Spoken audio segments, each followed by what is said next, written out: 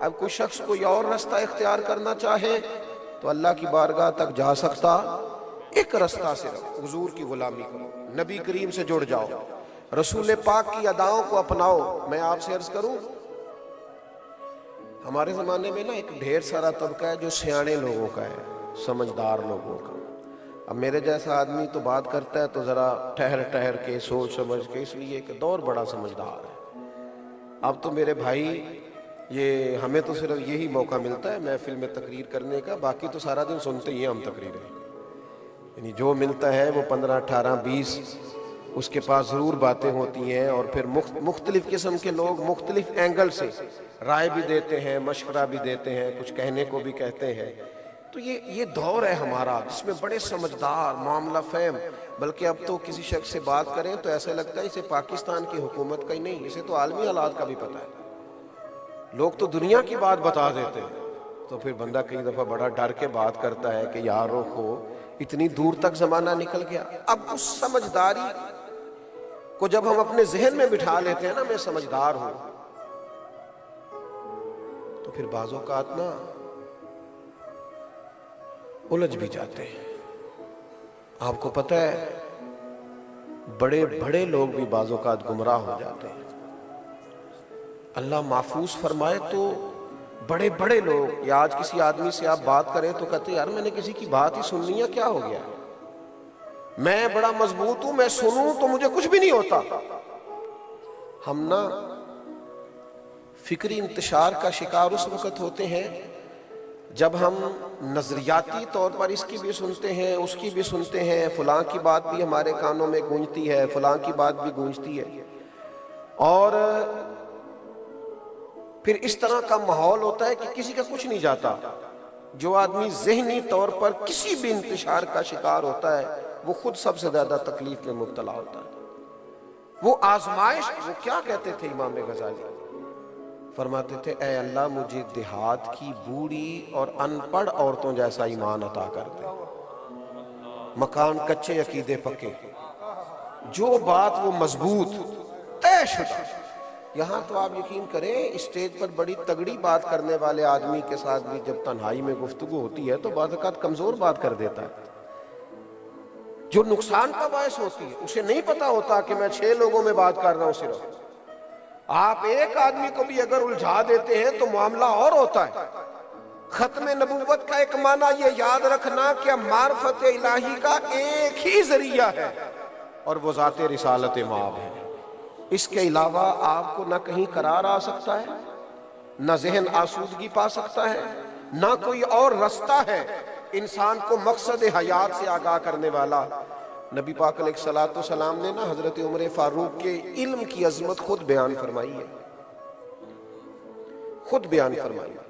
حضور علیہ السلام فرماتے ہیں رات میں نے خواب دیکھا اور میں خواب میں دودھ پی رہا ہوں۔ حضور فرماتے ہیں پھر میں نے بچا ہوا دودھ جناب عمر فاروق کو دے دیا، اتنا دودھ پیا کہ سفیدی ان کے ناخنوں میں نظر آنے لگی۔ یا رسول اللہ اس کی تعبیر بھی آپ ہی فرمائیں۔ حضور فرمانے لگے اس کی تعبیر علم ہے۔ اللہ تعالیٰ نے حضرت فاروق اعظم کو بڑا صاحب الرائے بنایا، ان کے فیصلوں کے بڑے دیر پا نتائج نکلے، امت نے بڑے فائدے اٹھائے جناب فاروق اعظم کے فیصلوں سے۔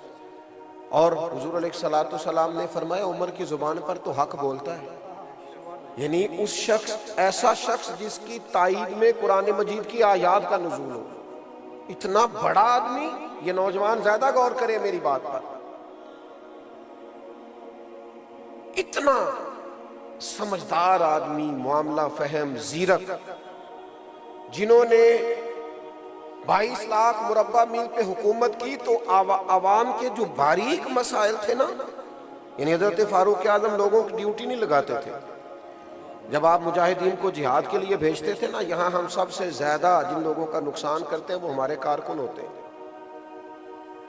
ہمارے کارکن، ڈھیر سارے کارکن ضائع ہوتے ہیں، ان کی حوصلہ شکنی ہوتی ہے، حالانکہ کسی بھی جگہ اساسی خدمت کرنے والے کارکن ہوتے ہیں جو پچھلی صفوں میں ہوتے ہیں۔ اب وہ جب بھیجتے تھے جناب فاروق اعظم رضی اللہ تعالیٰ عنہ لوگوں کو جہاد پر، تو آپ فوجیوں کے گھروں میں خود جاتے تھے، فرماتے تھے کوئی ضرورت ہو تو مجھے بتاؤ، تمہیں کوئی خط بھیجنا ہو تو فلاں آدمی اس علاقے میں جا رہا ہے، میں روانہ کر دیتا ہوں، وہاں سے پیغامات آتے تو خود حضرت عمر لے کے آتے۔ یعنی عوام کی چھوٹی چھوٹی ضروریات کا بھی خیال رکھا جاتا۔ اتنے زیرک آدمی، معاملہ فہم، جو میں نے بات عرض کرنی ہے میں اس پر آپ کو لانا چاہتا ہوں، اتنا بڑا آدمی، لیکن ایک دن وہی جناب عمر فاروق تورات پڑھ رہے تھے۔ کتاب ہے نا آسمانی، اس کو پڑھ رہے تھے تو نبی کریم تشریف لے آئے، اور جیسے ہی کریم محبوب نے جناب عمر کو حضرت موسیٰ علیہ السلام پر نازل ہونے والی کتاب پڑھتے دیکھا تو حضور کے چہرے پر ناراضگی آئی۔ حضرت فاروق اعظم اٹھے، عرض کی یا رسول اللہ میرے ماں باپ قربان ہو، کیا ہوا؟ آپ ناراض ہو گئے؟ تو حضور علیہ السلام نے فرمایا عمر، اگر جناب موسیٰ علیہ السلام آج حیات ظاہری میں ہوتے تو میرا کلمہ پڑھ کے میری پیروی کرتے، میرے دین پر عمل کرتے، اور تم ان پر نازل ہونے والی کتاب پڑھ رہے ہو۔ اب تمہارے لیے ہدایت اللہ نے مکمل کر دی، اب جسے بھی نجات ملے گی وہ اسوہ رسول کی برکت سے ملے گی، اب تم ادھر ادھر نہیں جا سکتے۔ جب حضرت عمر جیسے سمجھدار آدمی کو روک دیا گیا تو آج وہ جو سمجھدار اور سیانے ہمیں ملتے ہیں اور کہتے ہیں میں تو بڑا سمجھدار ہوں، مجھ پر تو کسی بات کا اثر نہیں ہوتا۔ یاد رکھنا محبوب ایک ہی ہوتا ہے، اور محبتوں کے جذبے ایک طرف ہی دیے جا سکتے ہیں۔ جو جگہ جگہ جاتے ہیں نا، ادھر ادھر جاتے ہیں اور بار بار جاتے ہیں، وہ کسی اور راہ کے مسافر تو ہوتے ہیں، لیکن سچے محبت کرنے والے۔ حضرت ابوبکر شبلی رحمۃ اللہ علیہ کے پاس کچھ لوگوں نے آ کے کہا تھا حضور آپ سے پیار ہے، فرمایا سچ بولو۔ حضور بڑا پیار ہے، فرمایا پھر سوچ لو۔ حضور آپ سے محبت کرتے ہیں، فرمایا میری رائے ہے کہ تیسری بار بھی غور کر لو۔ انہوں نے کہا نہیں حضور آپ سے بڑا پیار ہے، فرمایا چلو ٹھیک ہے۔ اندر تشریف لے گئے، روڑے اٹھا کے لے آئے اور محبت کرنے والوں پہ برسانے شروع کیے۔ جب وہ برسا رہے تھے تو انہوں نے دوڑنا شروع کر دیا، فرمایا تمہیں کہا تھا نا سوچ لو۔ اچھے پیار کرنے والے ہو 4 روڑے بھی نہیں کھا سکے، تم محبت کرنے والے ہوتے تو یہیں رہتے۔ ہر حال میں محبت پیار کا تم نے دعویٰ کیا تھا تو تم اس کو نبھاتے۔ میرے عزیزو، ہم نے نہ کہیں کسی نہ کسی مقام پر کمزوری دکھائی ہے۔ چور اس وقت گھر میں داخل ہوتا ہے جب پہرے دار سو جاتا ہے، اور چور اس وقت نقب لگاتا ہے جب اسے اندازہ ہوتا ہے نا کہ یہ ایک سوراخ جو تھا یہ بند کرنا اس کو یاد نہیں رہا۔ اور یہ بھی یاد رکھنا سیلاب اچانک نہیں آتے۔ حضرت سعدی فرمایا کرتے تھے پہلے چھوٹا سا بند ٹوٹتا ہے، اگر بند نہ کیا جائے تو پھر سوراخ بڑا ہوتا ہے۔ ہم نے نا نظریاتی سرحدوں پر کمزوری دکھائی، بعض جگہوں پہ ہم نے نا کچھ ایسے کام کیے۔ ابھی جیسے حضرت فرما رہے تھے نا بعض جگہوں پہ رائے کا اختلاف، رائے کا اختلاف تو حسن ہوتا ہے، رائے کا اختلاف تو حسن ہوتا ہے اگر وہ حسن کے ساتھ کیا جائے تو، اگر اس کو عداوت نہ بنایا جائے تو۔ آپ کو پتہ ہے صرف قبرستان میں اختلاف نہیں ہوتا کیونکہ وہاں کو زندہ نہیں ہوتا، ورنہ گھر کے اندر 4 بچے ہوں تو صبح اماں پوچھے نا پکانا کیا ہے تو سارے متفق ہوتے ہیں کیا پکانا ہے، آپ ہاں نہ نہیں کر رہے۔ لگتا ہے آپ کے گھر میں اتفاق رہتا ہے اس مسئلے میں۔ ایک بچہ کہتا ہے یہ پکانا ہے تو دوسرا کہتا ہے۔ رائے کا اختلاف، صحت عقیدہ کے ساتھ رائے کا اختلاف کوئی بری چیز نہیں ہے، رائے میں اختلاف، لیکن اگر عداوت بنا لی جائے، اگر دل میں بٹھا لیا جائے، اگر وہ انسان کے ذہن پر آ کر سوار ہو جائے، پھر وہ رائے کا اختلاف نہیں رہتا، وہ تشدد ہے، وہ ظلم ہے، وہ زیادتی ہے، وہ یہ کام کرنے والے آدمی کی صلاحیت کو بھی ضائع کرتی ہے۔ اس سے سب سے زیادہ اس بندے کا نقصان ہوتا ہے جو یہ کام کر رہا ہوتا ہے، اس کی صلاحیتیں جہاں لگنی چاہیے وہ غلط جگہ پہ صرف ہونے لگتی ہیں۔ میرے بھائی، ذات رسالت مآب علیہ السلام کے ساتھ اپنے آپ کو پوری طرح وابستہ کریں۔ میں پہلے بھی عرض کر چکا ہوں، پھر کہتا ہوں، ہمارے آنے والی نسل کو نا محبت رسول سکھانی ہے، صرف ان کو نعرہ نہیں دینا۔ حضور علیہ الصلوۃ والسلام کی محبت ان کے دلوں میں اتار دی. محبت پر تقریریں نہیں ہوتی فقط، محبت تو کر کے دکھائی جاتی ہے. میں اپنے گھر میں جتنا اپنے والد کا احترام سے نام لیتا ہوں میرے بچے بھی اتنا ہی لیں گے. جتنا میں وقار کے ساتھ، عظمت کے ساتھ، شان کے ساتھ اپنے گھر کے اندر بیٹھ کر اپنے بچوں میں حضور کے شہر مقدس کا ذکر کروں گا، اور جس طرح میرے بچے میری قلبی کیفیت دیکھیں گے نا میلاد شریف والے دن، اور جس طرح وہ نبی پاک علیہ السلام کی نعت پڑھتے اور سنتے مجھے پائیں گے، مجھے تقریر نہیں سنانی پڑے گی، واز نہیں کہنا پڑے گا، وہ محبت خود بخود ان کی روح تک اتر جائے گی. خدا کے بندو یاد رکھنا، ایک شخص ہونا محفل میں رونے والا تو اسے دیکھ کے کئی اوروں کی آنکھوں میں بھی آنسو آ جاتے ہیں. ایک درد والا ہونا تو وہ درد بانٹ دیا کرتا ہے. ہم نا کچھ محفلیں نجی سطح بھی تو ہونی چاہیے نا، کچھ اجتماعات ہمارے صرف اپنے گھر کے ماحول کے اندر بھی تو ہونے چاہیے نا. ہمیں کچھ چیزوں کا پاس اور لحاظ زیادہ احتیاط کے ساتھ کرنا چاہیے. کچھ ہمارے انداز ایسے ہونے چاہیے نا. دیکھیں نا، مہمان گھر میں آتے ہیں تو دو طرح کے آتے ہیں. کچھ مہمانوں کے بارے میں انسان کہتا ہے کہ وہ مہمان آ رہے ہیں، بتاؤ گھر میں کیا بن سکتا ہے، باقی میں بازار سے منگواتا ہوں. اور کچھ مہمان ایسے آتے ہیں کہ انسان ایک ہفتہ گھر میں پہلے بولتا ہے، کہتا ہے فلاں میرے بزرگ آ رہے ہیں، سب سے پہلے بتاؤ انہیں بٹھانا کہاں پہ. وہ یہاں بٹھا دیں گے، نہیں یہ صوفے ٹھیک نہیں ہے، قالین تبدیل نہ، میں نے سنا ہے وہ بن سنور کر میری عیادت کو آ رہے ہیں. وہ ان کو گھر آنا ہے تو مجھے بتاؤ نا جگہ کون سی ہو، بٹھانے کو کیا ہو. اپنی حیثیت سے بڑھ کر لوگ اہتمام کرتے اور پھولوں کی جگہ آنکھیں بچھاتے ہیں، رنگ ڈھنگ اور ہو جاتا ہے. بچوں پر اثر پڑتا ہے. وہ کبھی کبھی چٹکیاں بھی کاٹتے ہیں، کہتے ہیں لگتا ہے ابا کے قریبی دوست آ رہے ہیں. کچھ تھوڑا سا نا انوکھا سا. کبھی کبھی ان کی والدہ بھی کہتی ہیں تمہارے والد کے میکے سے مہمان آ رہے ہیں، بھائیوں میں سے کوئی آ رہا ہے. وہ دور جو پردیس رہتے ہیں گھر والے وہ آ رہے ہیں، رنگ تبدیل ہو جاتا ہے. او میرے بھائی، نبی کریم علیہ الصلوۃ والسلام کی بارگاہ میں بھی بڑے لوگ آتے تھے، لیکن جب حبشہ سے کچھ مہمان آئے نا، حضور نے ترکی خیمہ لگوایا، کھانے پکتے، محبوب زیادہ ان پر نظر کرم فرماتے. لوگوں نے کہا حضور مہمان تو پہلے بھی آتے ہیں، یہ انداز نرالا کیوں ہے؟ فرمایا جب میرے غلام حبشہ گئے تھے، ان کے بادشاہ نے بڑا پیار کیا تھا، تو جو میرے صحابہ سے محبت کرے میں اس سے محبت نہ کروں، اس سے پیار نہ کروں؟ یہ انداز نرالا ہے. ذات رسالت معاب صلی اللہ علیہ وسلم کے بارے میں تیرا ذوق ذرا دیدنی ہونا چاہیے، تیرا انداز ذرا انوکھا ہونا چاہیے، تیرے لب و لہجے کے اندر وضو اور طرح کا ہونا چاہیے، تیرے انداز ذرا تھوڑے منفرد ہونے چاہیے. مجھے بتائیے نا، حضرت حسان سے نعت سنتے وقت نبی پاک نے انہیں ممبر پہ نہیں بٹھایا تھا؟ تحفے میں اپنی چادر عطا نہیں کی تھی؟ کریم محبوب علیہ السلام نے ہمیں اپنا ذکر سننے کے آداب سے آگاہ نہیں کیا تھا؟ نبی پاک علیہ السلام نے ان لوگوں کے اعزاز مقرر نہیں فرمائے تھے؟ کیوں عالم کی عظمتیں بیان کی گئیں؟ کیوں طالب علم کی شانیں بتائی گئیں؟ اس لیے کہ یہ تمہیں حضور کا دین بتائیں گے. ان شخصیات کا احترام اور اکرام اس وجہ سے بیان کیا گیا. خدا را اپنی قلبی وابستگیوں کو مضبوط کریں. کیوں راہیں بنتی ہیں کہ غیر جگہ پاتے ہیں؟ کیوں اس طرح کا ماحول بنتا ہے کہ جس کا جی چاہتا ہے وہ نقب لگا لیتا ہے، جس کے من میں آتا ہے وہ آ کے بات سنا جاتا ہے؟ ہم فکری طور پر اتنے مضبوط ہوں، اتنے توانا ہوں کہ جتنا مرضی طوفان آئے ٹکرا جائے. ہم درختوں کو کہاں آتا ہے ہجرت کرنا؟ تم پرندے ہو، شجر چھوڑ کے جا سکتے ہو.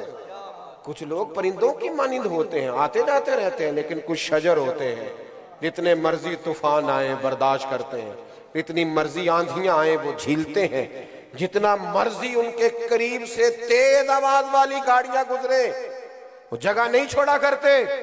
کیوں؟ اس لیے کہ انہیں اللہ تعالیٰ نظریاتی پختگی عطا کرتا ہے. کمزور زندگی نہ گزارو، اپنے مزاجوں میں طاقت پیدا کریں اور توانائی پیدا کریں. ابھی میں جو بات آپ کو سمجھانا چاہتا تھا میری مکمل ہو گئی. یہاں بات کی حضرت نے، حضرت قائد اہل سنت علامہ شاہ احمد نورانی کی، شہزادہ صدر الشریعہ حضرت علامہ عبد المصطفیٰ اظہری کی، حضرت علامہ حافظ شفیع اکاڑوی علیہ رحمہ کی، سید محمد علی رضوی صاحب رحمۃ اللہ علیہ، جتنے بھی لوگ تھے. لیکن میں آپ کو عرض کروں، ہم کہہ رہے تھے قائد ملت اسلامیہ، قائد اہل سنت.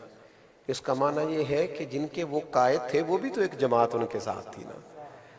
جب یہ تحریک چلی تو کارکنوں کی ایک جماعت بھی تو ساتھ تھی نا.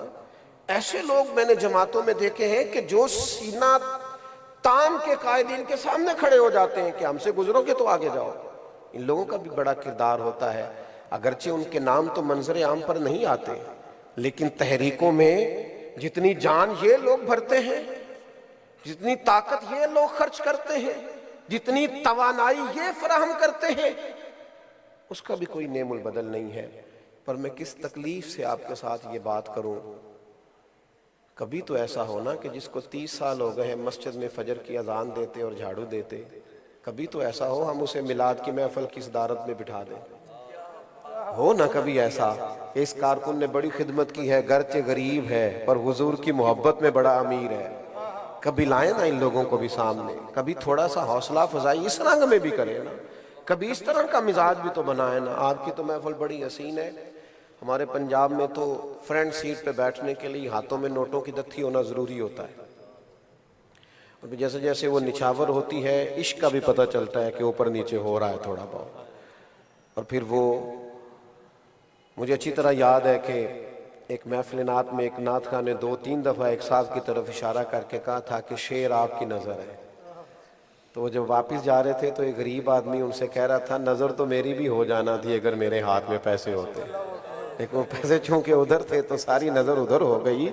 کرمد ہے اہل دول رضا، پڑے اس بلا میں میری بلا، میں گدا ہوں اپنے کریم کا، میرا دین پارا نہ نہیں خدا را.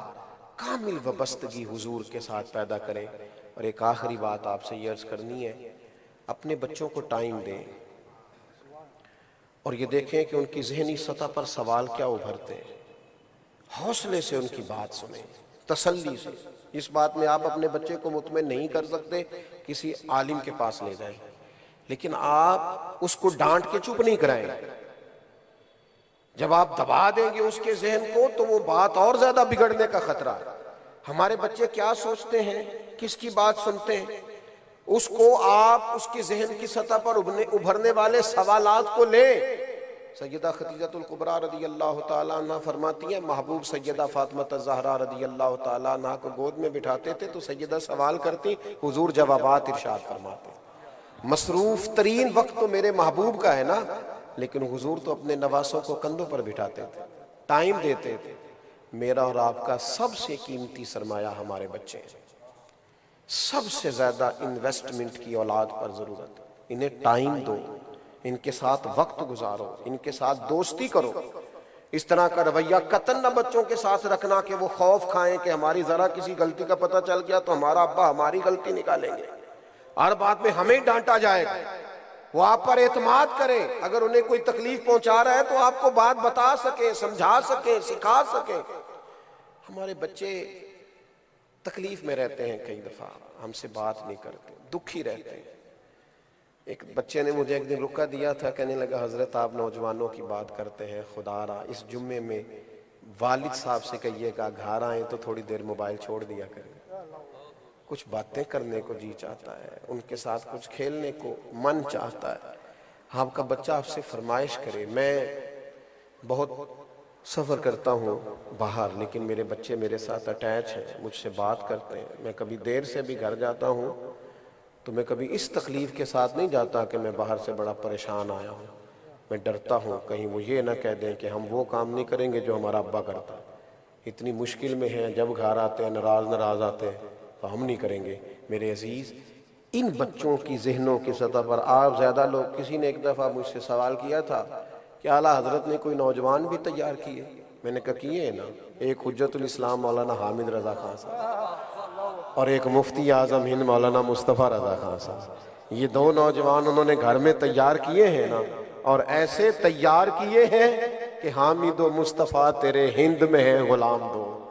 کمال کر دی انہوں نے ایسے شہزادے تیار کیے.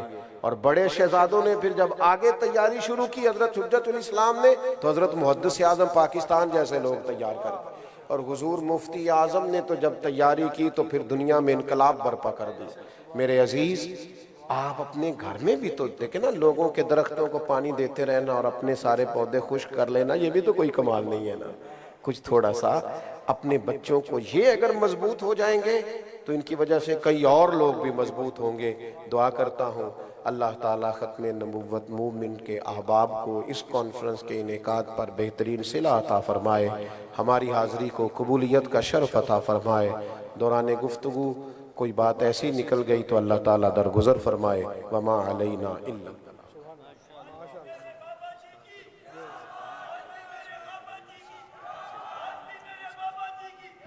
جیسا کہ حضرت نے آپ کو کہا کہ بار اسٹال پر آپ ضرور ہوتے جائیں, وہاں اس تنظیم کے تعلق سے آپ کے لیے چیزیں موجود ہیں اور تفسیر قرآن مجید